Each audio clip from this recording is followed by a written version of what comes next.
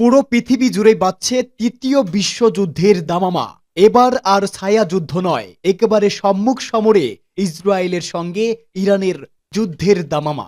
Israel বনাম Hamas যুদ্ধ শুরু হয়েছিল 2023 সালের 7 অক্টোবর। তখন থেকেই পশ্চিম এশিয়ার ভবিষ্যৎ নিয়ে প্রমাদ গুনছিলেন অনেকে।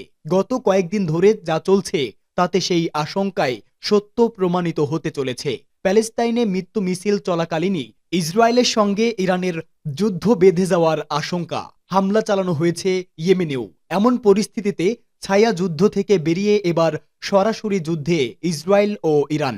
আর তাতেই পশ্চিম এশিয়ায় বিরাট যুদ্ধ ঘনিয়ে এসেছে বলে মনে করছে আন্তর্জাতিক মহল।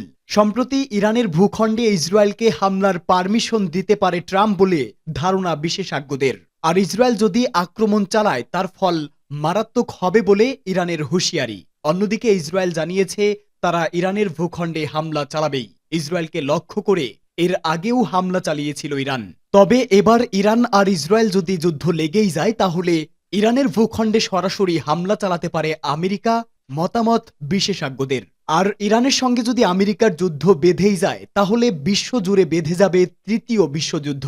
কেননা এ যুদ্ধ শুধু আমেরিকা ও ইসরায়েলের মধ্যেই সীমাবদ্ধ থাকবে না, এ যুদ্ধ হবে দুটি গোষ্ঠীর যুদ্ধ, যার এক প্রান্তে থাকবে আমেরিকা ও পশ্চিমারা, অপর প্রান্তে থাকবে ইরান ও তার প্রক্সি বাহিনীগুলো। তবে ইরান ও আমেরিকার যুদ্ধ লেগে গেলে রাশিয়াও ইরানের সঙ্গে সঙ্গ দিতে পারে বলেও অনেকের ধারণা। কেননা ইরানের সঙ্গে রাশিয়ার বন্ধুত্বপূর্ণ সম্পর্ক রয়েছে অনেক আগে থেকেই। এ যুদ্ধে আরব বিশ্ব সরাসরি যুদ্ধে না নামলেও ইরানের পক্ষেই তাদের সমর্থন থাকবে।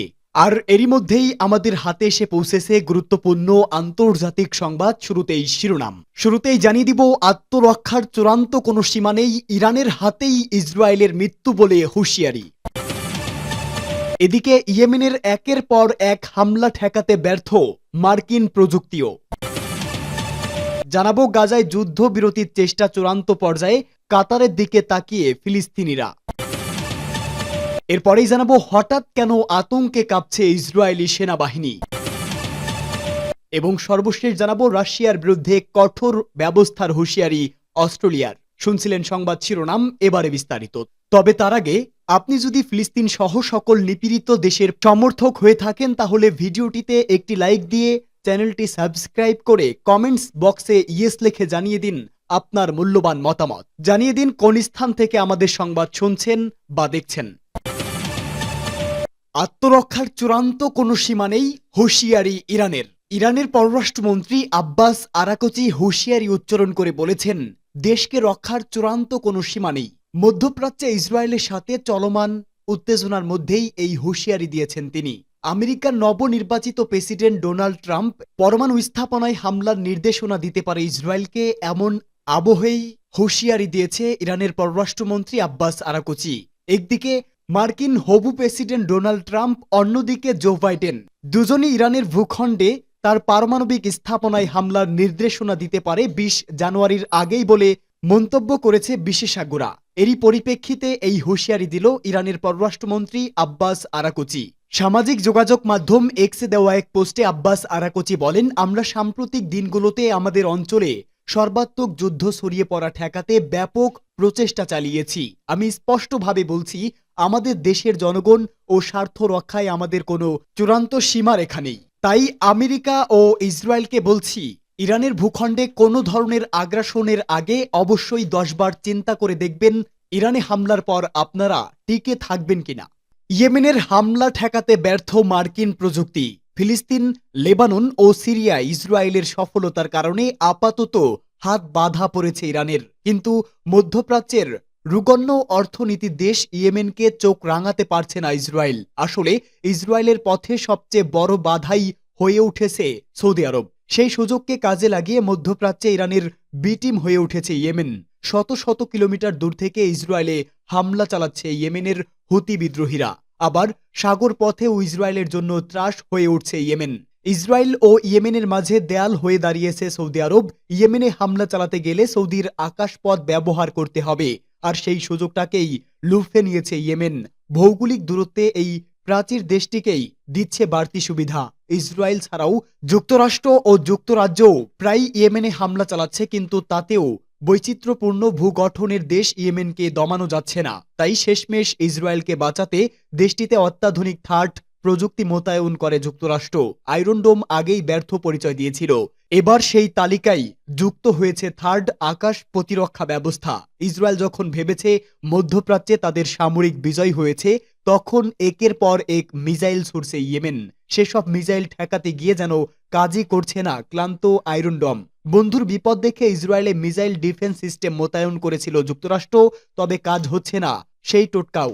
গত বছরের অক্টোবরে ইসরায়েলে মোতায়েন করা হয়েছিল terminal high altitude area defence system বা থার্ড, কিন্তু গত সপ্তাহে প্রথমবার এর ব্যবহার করা হয়। তবে অত্যাধুনিক এই প্রতিরক্ষা ব্যবস্থা ইয়েমেনের ছোড়া ব্যালিস্টিক মিসাইলের কাছে ব্যর্থ হয়েছে, ঠেকাতে পারেনি কয়েকশো কিলোমিটার দূর থেকে আসা মিসাইল। ইরান ভিত্তিক গণমাধ্যম তেহরান টাইমস ইয়েমেনের বিদ্রোহীদের বরাতে এ তথ্য জানিয়েছে। ইয়েমেনের বিদ্রোহীরা বলেছে তাদের ছোড়া মিসাইল রুখতে ব্যর্থ হয়েছে যুক্তরাষ্ট্রের থার্ড প্রযুক্তি। এমন দাবি সত্য হলে দুঃসময় অপেক্ষা করছে ইসরায়েলের। গাজায় যুদ্ধবিরতির চেষ্টা চূড়ান্ত পর্যায়ে, কাতারের দিকে তাকিয়ে ফিলিস্তিনিরা। ফিলিস্তিনের অবরুদ্ধ গাজা উপত্যকায় যুদ্ধবিরতির চেষ্টা পুরো চূড়ান্ত পর্যায়ে রয়েছে। দোহায় এক সংবাদ সম্মেলনে কাতারের পররাষ্ট্র মন্ত্রণালয়ের মুখপাত্র মাজেদ আল আনসারি এ তথ্য জানান। খবর আল জাজিরার। মাজেদ আল আনসারি বলেন, 15 মাস ধরে চলমান সংঘাতের অবসানের জন্য আলোচনা চূড়ান্ত পর্যায়ে রয়েছে। যুক্তরাষ্ট্র ও মিশরের পাশাপাশি কাতার বহু মাস ধরে একটি চুক্তিতে ইসরায়েল ও হামাসকে আনতে মধ্যস্থতার চেষ্টা করে আসছে। তিনি আরো বলেন, হামাস এবং ইসরায়েল উভয়ের কাছেই একটি খরসা চুক্তি হস্তান্তর করা হয়েছে। উভয় পক্ষের মধ্যে গুরুত্বপূর্ণ বিতর্কিত বিষয়গুলোতে আলোচনা হয়েছে। এতে চুক্তির পথে প্রধান বাধাগুলো সমাধান করা হয়েছে। দোহায় বর্তমান আলোচনার অবশিষ্ট ইস্যু চূড়ান্ত করার উপর দৃষ্টি নিবদ্ধ করা হয়। আজ আমরা একটি চুক্তি করার সবচেয়ে কাছাকাছি পর্যায়ে আছি বলে মন্তব্য কাতারের। এ সময় মুখপাত্র আশা প্রকাশ করেন, যুদ্ধবিরতি চুক্তি চূড়ান্ত হওয়ার খুব কাছেই রয়েছে। হামাস ও ইসরায়েল শীঘ্রই আসতে পারে ঘোষণা। এদিকে ফিলিস্তিনের অবরুদ্ধ গাজা উপত্যকার স্বাধীনতাকামী সংগঠন হামাস 42 দিনের যুদ্ধবিরতিতে 33 ইসরায়েলি জিম্মিকে মুক্তি দিবে বলে জানিয়েছে ইসরায়েলি কর্মকর্তারা। কাতারের দোহায় গাজায় যুদ্ধবিরতির মধ্যস্থতাকারীদের মাধ্যমে যুদ্ধবিরতির চূড়ান্ত খসড়া হামাস ও ইসরায়েলের হাতে পৌঁছানোর পর এই বক্তব্য প্রদান করেন ইসরায়েলি কর্মকর্তারা। যুদ্ধবিরতির চূড়ান্ত খসড়া নিয়ে ইসরায়েলি কর্মকর্তারা আরও জানিয়েছেন, এই যুদ্ধবিরতির প্রথম পর্যায়ে হামাস জিম্মিদের মুক্তি দেওয়ার প্রতিশ্রুতি দিয়েছেন। প্রসঙ্গত, কাতারের যুদ্ধবিরতি চুক্তির আলোচনা চলাকালেও ফিলিস্তিনের অবরুদ্ধ গাজা উপত্যকায় ইসরায়েলের চলমান বিমান হামলায় আরও 19 ফিলিস্তিনি নিহত হয়েছেন। এতে 2023 সালের অক্টোবর থেকে শুরু হওয়া হামলায় নিহতের সংখ্যা প্রায় 46,600 ছাড়িয়েছে। হামলায় আহত হয়েছেন আরও লাখো ফিলিস্তিনি। হঠাৎ আতঙ্কে কাঁপছে ইসরায়েলি বাহিনী। গাজায় নির্বিচারে হামলা চালিয়ে হাজার হাজার মানুষকে হত্যা করেছে ইসরায়েলি সামরিক বাহিনী। তাদের বর্বরতায় দুর্ভিক্ষের মতো পরিস্থিতি বিরাজ করছে পুরো উপত্যকা জুড়ে। বর্তমানে শীতের কারণে গাজার মানবেতর পরিস্থিতি বিরাজ করছে। জাতিসংঘ সহ বিভিন্ন মানবাধিকার সংস্থা ইসরায়েলের বিরুদ্ধে মানবতা বিরোধী অপরাধের অভিযোগ তুলেছে।